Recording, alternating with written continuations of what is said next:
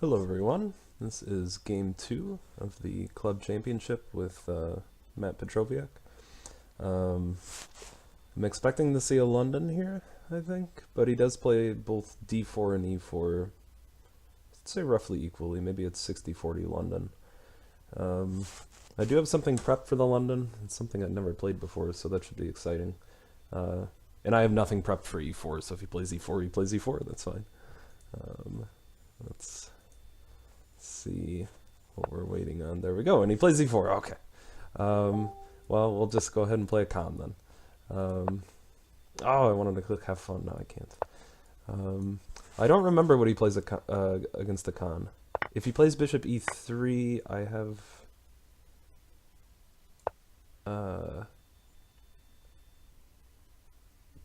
don't remember. Does he play the... Okay, this is just not good. So we'll play here. I'd like to see bishop g5. There's some tactical opportunities. But okay, yeah, this is just not good. I can just play queen c7 with tempo on this. I was hoping for bishop e3, and then I could play the bishop b4 line. Because that line is very, very good for black. But okay, this is fine too. So his bishop is just kind of on this really awkward diagonal that you don't want him on in the con. This is very strange because the last game he totally... I mean, just threw me off guard with his prep, and then this game, it just looks like he didn't do any prep. Let's see. Can't I play... Do I play d5 here? Do I deal with the doubled pawns? A lot of things that I can do here. Wait, no. What am I saying? I can just take that pawn. Yeah, I've seen this tactic, but I've seen it in other lines. I believe I can just take that. And I believe taking the pawn first is better than taking here first, but I don't remember why. And I'm too old to calculate that. Okay. Yeah, this looks fine. This looks just winning. So we'll make sure knight takes e4. I don't know. What am I afraid of? A3 maybe? Would that be annoying? I could play bishop a5 at worst. Yeah, this just looks completely winning. Okay. I guess I should have looked at the line if he took. Takes, bishop takes. I just win the rook. Yeah, there's nothing to block. He can't interpose. He can't play king e2 and guard it. The bishop's in the way. Yeah, this is just winning. And I figured he would just castle here. This is pretty sensible, I think.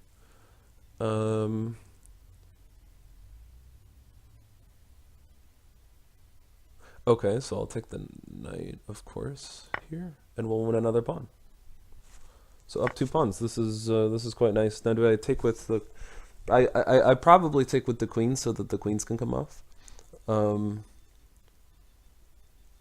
this looks to be just completely crushing, just this totally benign position with the queens off.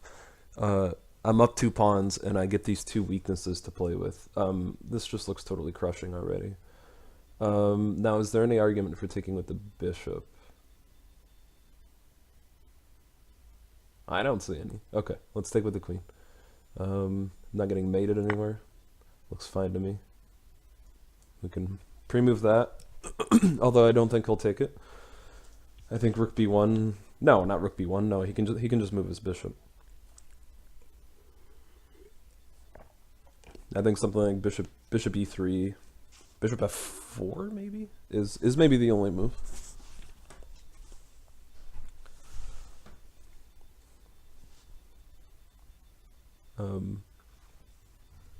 So this will be interesting for the next black game to see what he plays, whether it's e4 or d4, because I do have something prepped for d4. So I'd like to see a London, but I'm sure he'll watch this and then just not play it. So maybe maybe he'll just refine his e4.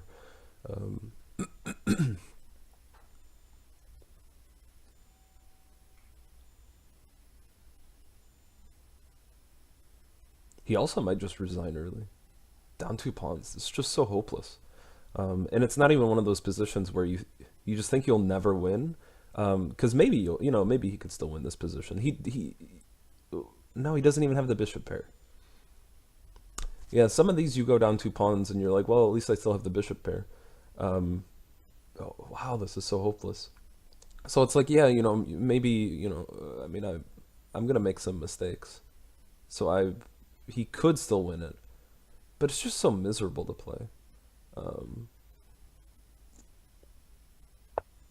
Yeah, okay, that's about what I expected. That's pretty sensible. I guess he couldn't play bishop f4 because then I take queen and then bishop c3. So bishop e3 was the only move. It actually was. Or rook b1, I guess. Okay. Well, this is sort of why I played this, right? Take the queen. And then I just need to watch my c file. But I have my knight move. I think this is fine. Yeah, I take queen and this is just over. Okay, so now we just have to convert.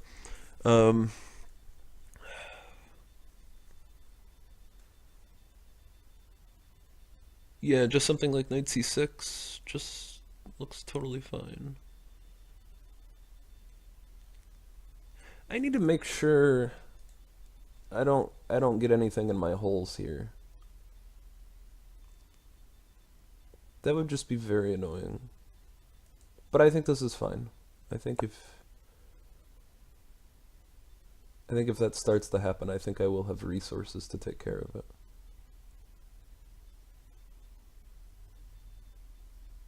And hopefully we just trade away. And I will have to do my best to avoid any sort of opposite colored bishop type deal.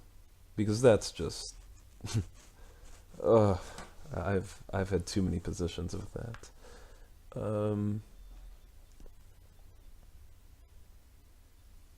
Okay. This is fine.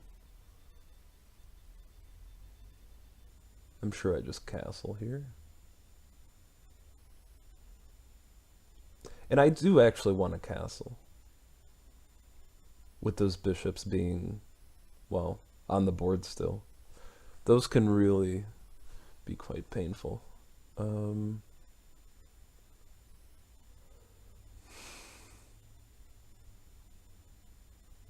Yeah, I don't think there needs to be much thought put into this. I think I do just need a castle. I'm not sure how I'm gonna get my light squared bishop out. I'm probably gonna have to make a capture on d4 and push one of these pawns. Interesting. That can't be very good. No. No, what is that? Well, this is quite nice for me now. Now I get to put my bishop on this diagonal. And there aren't really any pawns that can, that can sort of say anything about it. And not only do I get to do that, but I'm threatening stuff like this. And I can do it now. Do I want to get rid of the light squared bishop? This seems reasonable. This bishop here, this is so significant because I control c7, so that means I can actually move my knight, and it means I have time to develop my pieces and get a rook here and start fighting back, initiative-wise. So this is so significant. So it's not even so much that I really want the light squared bishop, as it is, I just want a bishop, so I don't have to deal with the bishop pair. So yeah, I really would just like a bishop, and then I want to trade some pieces. I do have less space, less initiative, that's what happens when you take material. It takes time to take material. Something that might be annoying is just this pawn running down, but I think I'll just ignore it. Yeah, I can just let him take that. I can just totally ignore that completely. Yeah, knight a5 looks quite nice. He has rook here. It's very annoying. Knight a5, rook there, bishop c5? Am I okay there? That looks fine. Good enough, we'll say.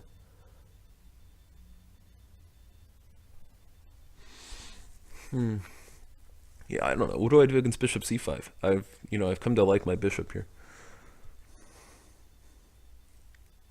Or what do I do against rook d4?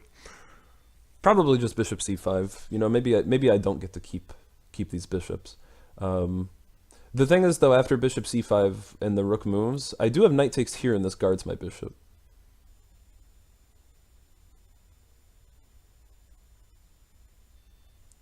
Yeah, and he can't play rook c4 because my knight's still covering it. So I will be guarding my bishop, so he'll have to take this, and then I can just sort of just run my bishop back to where I want him. And then he can just play rook d4 again. Maybe I won't end up getting my bishop on that diagonal.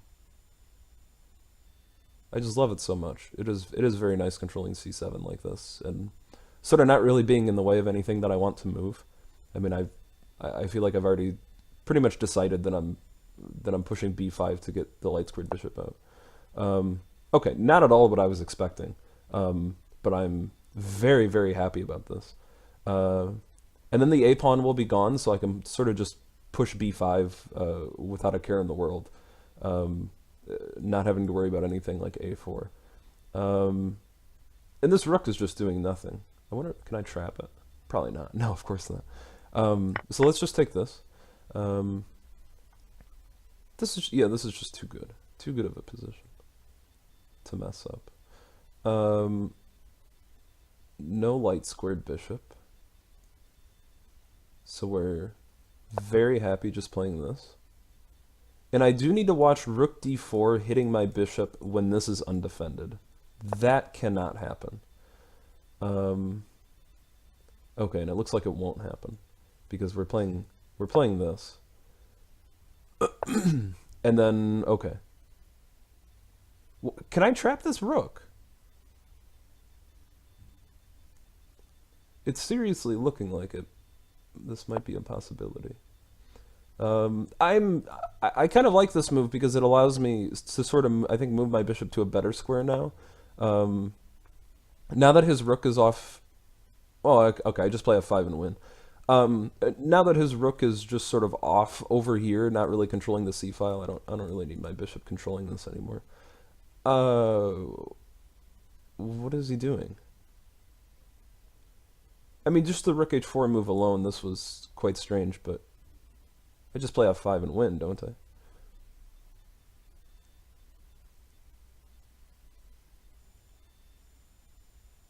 Yeah, okay, I mean, who am I to not take free pieces? Yeah, I don't really see anything here. There's no like bishop c5 stuff or anything like that. This might just be an early resignation.